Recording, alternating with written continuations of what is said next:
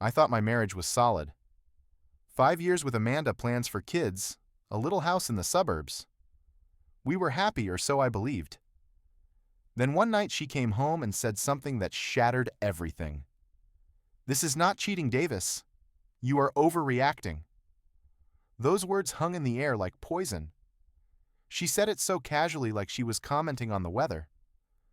But what came next would prove that silence is never the answer when someone disrespects your marriage. That was the beginning of the end. Before I tell you how this whole thing unraveled, let me know where you are watching from in the comments below. Hit that like button if you have ever trusted someone who did not deserve it, and subscribe, because what happened next will show you exactly why you should never let anyone rewrite your reality to justify their betrayal.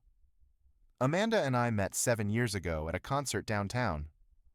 One of those outdoor summer festivals where the music was loud and the beer was cold. She was dancing with her friends, and I could not take my eyes off her. We started talking during the break between bands, and by the end of the night I had her number. 2 years of dating later, I proposed at the same spot where we first met. She cried, I cried, and everyone around us clapped. It felt like a movie. Our life together was simple but good. We bought a small house in a quiet neighborhood about 30 minutes outside the city. Nothing fancy, just a 3-bedroom ranch with a decent backyard. I worked as a project manager for a construction company, and Amanda was a marketing coordinator at a mid-sized firm. We made enough to be comfortable. Our weekends were spent cooking together, trying new recipes we found online. Saturday mornings we would go for walks around the neighborhood, stopping at the coffee shop on the corner. Friday nights were movie nights. We had this whole routine down. We talked about having kids in the next couple of years. Maybe 2, maybe 3. We were building something. Everything started changing about 6 months before the collapse. Amanda got offered a job as a senior marketing manager at a bigger company across town. The pay was significantly better, and the opportunity was too good to pass up. I encouraged her to take it. I was proud of her. She deserved the recognition. Her first few weeks there, she came home every night, excited, talking about the new campaigns she was working on, the creative freedom she had. She seemed genuinely happy. Her new boss was a man named Gregory. Early 40s, sharp dresser, supposedly brilliant at what he did. Amanda mentioned him constantly those first few months. Gregory said this strategy would revolutionize their approach. Gregory taught her a new way to analyze market data. Gregory took the team out for lunch to celebrate a successful campaign. At first I thought it was normal. She admired him professionally. He was her mentor. I did not think much of it. But then things shifted. Around month 3, Amanda started coming home later and later. Big project with Gregory, she would say. Client dinner, team meeting that ran long. I trusted her, so I did not push. But other things changed too. She started dressing differently for work. New clothes, more makeup, a different perfume I had never smelled before. She bought herself a whole new wardrobe, saying she needed to look more professional for her new role. Fair enough, I thought. Our routines fell apart. She stopped cooking with me on weekends. She was always too tired. Friday movie nights became a thing of the past because she had emails to catch up on, or presentations to prepare. Her phone was always face down on the table. She started taking it everywhere, even to the bathroom. If it rang and I was nearby, she would grab it quickly and walk into another room or step outside into the backyard. One night I woke up at 2 in the morning. Amanda was not in bed. I found her sitting in the living room, illuminated by the glow of her phone screen, smiling at whatever she was reading. When I asked what she was doing, she jumped like I had caught her doing something wrong. Just work stuff, she said. Go back to sleep. But the look on her face told me otherwise. Something felt wrong, but I could not put my finger on it. That nagging feeling in your gut when you know something is off, but you do not want to believe it. I could not shake the unease. It kept me up at night, gnawing at the back of my mind. I told myself I was being paranoid. Amanda loved me. We were married. She would not do that. But the doubt was there, spreading like a stain. Then one morning Amanda left for work in a hurry and forgot her iPad on the kitchen counter. I stared at it for a long time, wrestling with myself. Going through someone's device felt like crossing a line, but so did all the secrecy. I opened it. Her iMessage was synced from her iPhone. Hundreds of messages between her and Gregory. I scrolled through them, my stomach turning with every word. Miss you already. Cannot wait to see you tonight. You make me feel alive again. Gregory to Amanda, and her responses were just as intimate. Last night was perfect. I wish we did not have to hide this. There were photos too. Pictures of them at restaurants I recognized, expensive places I could never afford. Photos taken in his car. Selfies with their heads close together, smiling like they were the only two people in the world. I felt like someone had punched me in the chest. My hands were shaking. This was real.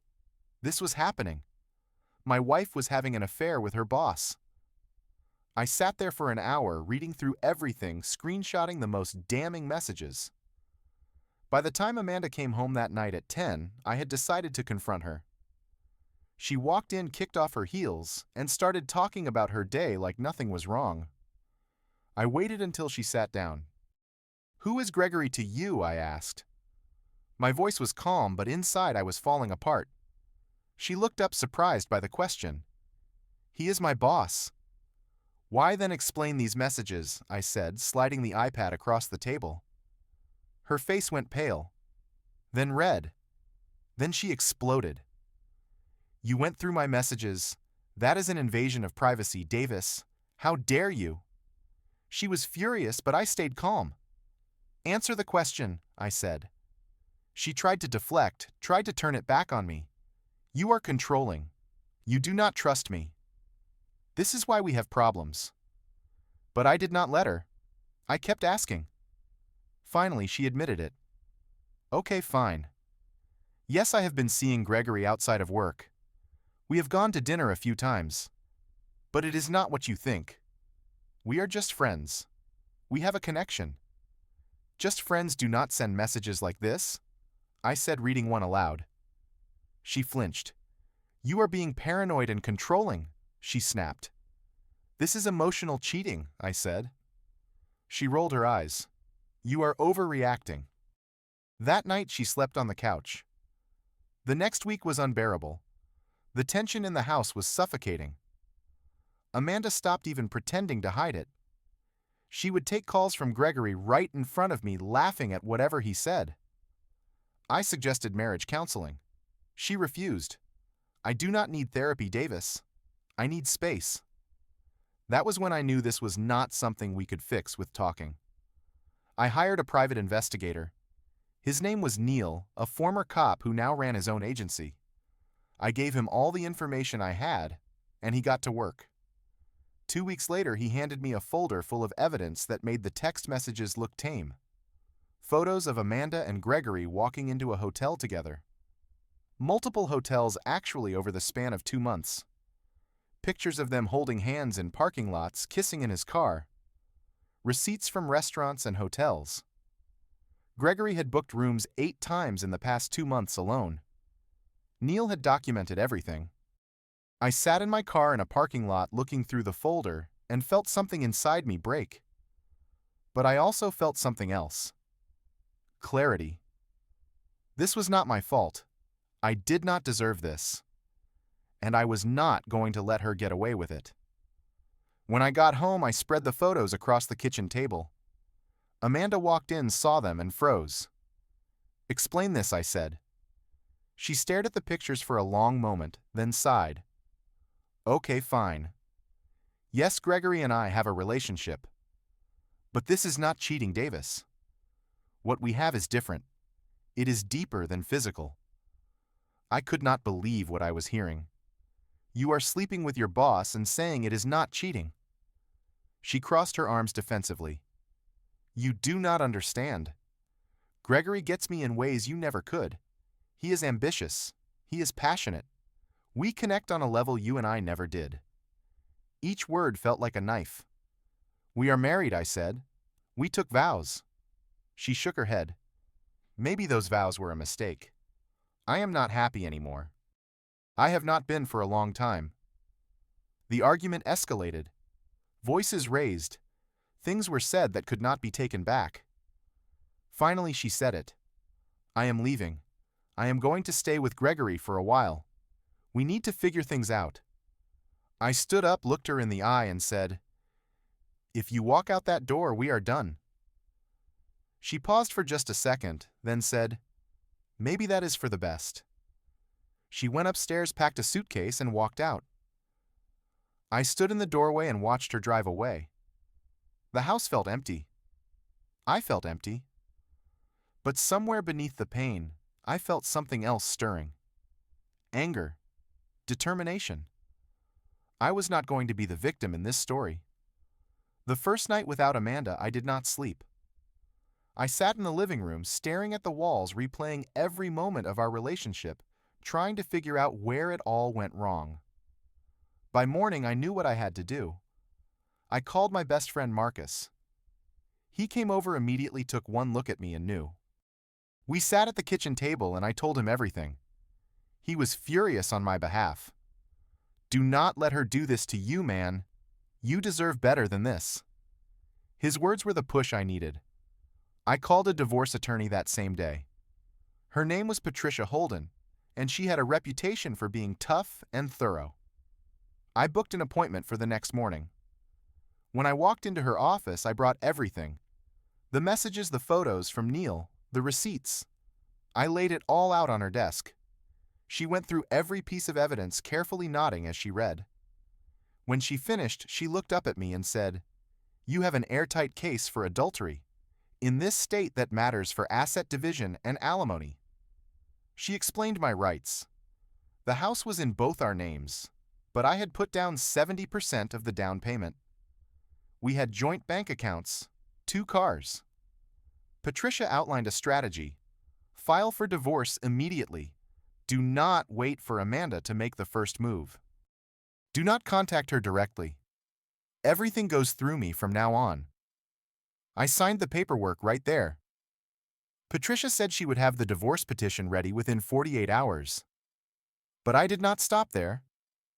Something Neil had said stuck with me. I hired him to dig deeper, specifically into Gregory.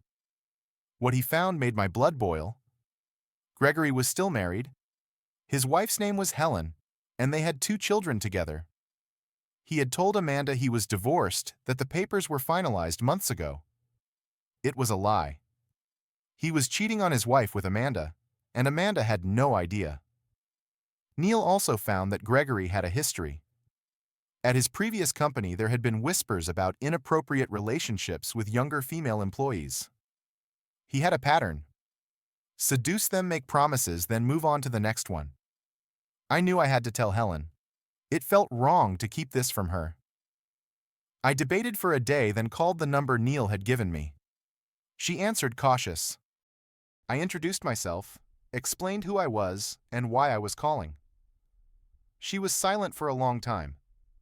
Then she asked me to send her the evidence. I did. An hour later, she called back crying. She had suspected something, but never had proof. We agreed to meet at a coffee shop the next day.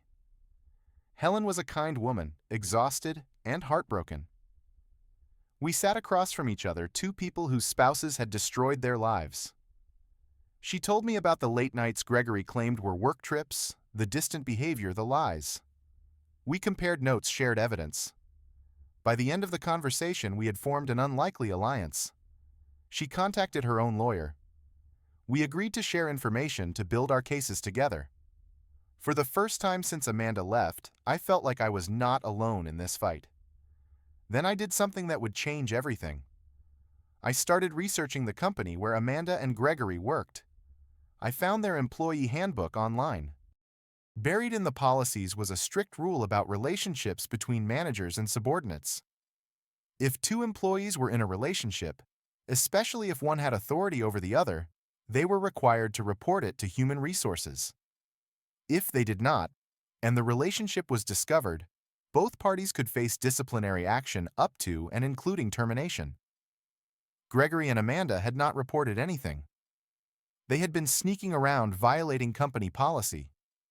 I contacted the company's HR department anonymously through Patricia. She sent a formal letter outlining the relationship backed by evidence. Photos, receipts, testimony. The company launched an internal investigation. A week later, Gregory was fired. The official reasons were violation of company policy creating a hostile work environment and abuse of power. His reputation in the industry was ruined. Word spread fast. Amanda was also terminated for the same violations. She had not just lost Gregory. She had lost her job, her income, her career trajectory. Everything she thought she was building with him crumbled in a matter of days. Helen filed for divorce and requested full custody of their children. She also went after the majority of their shared assets. Gregory was facing financial ruin on top of everything else. Meanwhile, my divorce moved forward quickly. Amanda tried to reach out several times, but Patricia blocked all direct contact. Everything went through lawyers. The court date arrived. The judge reviewed the evidence of Amanda's adultery. The photographs, the messages, the hotel receipts. It was overwhelming. The ruling came down in my favor. I kept the house because I had contributed the majority of the down payment and because of Amanda's infidelity. The shared assets were divided 70-30 in my favor. No alimony for Amanda. I was not responsible for any of her debts moving forward. The divorce was finalized in 5 weeks. Amanda tried one last time to contact me directly. She showed up at my workplace begging me to talk to her. She claimed Gregory had lied to her, that she had made a mistake, that she wanted to fix things. I looked at her and felt nothing. No anger, no sadness, just emptiness. I told her there was nothing left to fix and walked away. That was the last time I spoke to her. 6 weeks after Amanda walked out of our house, she came back. By then, the divorce was final. The house was legally mine. I had changed the locks. I had packed all of her remaining belongings into boxes and left them on the front porch. I wanted nothing of hers inside anymore. It was a Saturday afternoon around 4 in the evening. I was inside cleaning up when I heard a car pull into the driveway. I looked out the window and saw Amanda getting out. She looked different, tired, defeated. Her hair was pulled back in a messy ponytail, no makeup, wearing sweatpants and an old jacket. She looked like she had not slept in days. She walked up to the porch and froze when she saw the boxes. I watched from the window as she stared at them, confused. Then she started ringing the doorbell. Over and over. I took my time walking to the door. When I opened it, I stood in the doorway blocking her entrance. She looked up at me and I saw the desperation in her eyes. "What is this? Why are my things outside?" Her voice cracked. "Because you do not live here anymore," I said calmly. "The divorce is final. This is my house now." She started crying. "Davis, please. I made a mistake. Gregory lied to me. He was married the whole time. I lost my job. I lost everything. Please. I need you." I looked at her for a long moment. I thought about all the nights I spent alone wondering what I did wrong. All the lies, the betrayal, the humiliation. And I felt nothing but relief that it was over. "That is not my problem anymore," I said. Her crying turned into sobbing. She dropped to her knees on the porch. "Please, Davis. I am sorry. I am so sorry. I love you. I always loved you." I did not respond. I just stepped back and closed the door. I locked it and walked away. Behind me, I could hear her yelling, pounding on the door, begging. But I did not go back. I sat down in the living room and turned on the television. What Amanda did not know was that by this point, everyone in the neighborhood knew what had happened. Marcus and his wife had told a few people, and word had spread. So when Amanda showed up and had her meltdown on my porch, several neighbors happened to be outside. Some were mowing their lawns. Others were watering their gardens. A few were just standing in their driveways watching. I found out later that at least 2 people recorded parts of it on their phones. Amanda stayed on that porch for almost an hour, crying and yelling. Eventually, she gave up. She loaded the boxes into her car one by one and drove away. I watched from the window until her car disappeared down the street. Then I sat down and exhaled. It was over. Really over. The months that followed were not easy. Healing never is. But I focused on myself. I started going to the gym every morning before work. I reconnected with old friends I had lost touch with during my marriage. I threw myself into my job and ended up getting promoted to senior project manager. I joined a hiking club and spent weekends exploring trails I had never been to before. I met new people. Some became good friends. Slowly the pain faded. I stopped thinking about Amanda every day, then every week. Eventually she became just a chapter in my life that was closed. I did not hate her anymore. I did not feel anything for her at all. And that felt like freedom. I learned a lot from that experience. I learned that silence is complicity. When someone disrespects you, staying quiet does not keep the peace. It just teaches them they can get away with it. Standing up for yourself is not about revenge. It is about self-respect. It is about knowing your worth and refusing to accept anything less. I also learned that some people will try to rewrite reality to justify their actions. They will twist the truth, blame you, make excuses. Do not let them. Trust what you see, not what they say. And when someone shows you who they really are, believe them the first time. Healing does not mean forgetting what happened. It does not mean pretending it did not hurt. It means choosing to move forward without carrying bitterness. It means letting go of anger because holding on to it only weighs you down. It means understanding that some people are not meant to stay in your life, and that is okay. I do not think about Amanda much anymore. I heard through mutual friends that she moved to another state trying to start over. I hope she found whatever she was looking for. As for me, I am doing better than I have in years. I am dating again. Nothing serious yet, but I am open to it. I am not afraid of getting hurt because I know now that I can survive it. I am stronger than I thought I was. That day on the porch when I closed the door on Amanda, I was not just closing a door on my past. I was opening one to a future where I would never settle for less than I deserve. A future where I choose myself first. And that has made all the difference. So let me ask you this. Have you ever had to walk away from someone you loved because they did not respect you? How did you find the strength to do it? Drop your thoughts in the comments. I read every single one and your stories matter. If this resonated with you, hit that like button. Subscribe so you do not miss future stories. And share this with someone who needs to hear that they deserve better. Thank you for listening to my story. I hope it helps someone out there who is going through something similar. Remember, you are stronger than you think, and you deserve to be treated with respect. Take care of yourselves.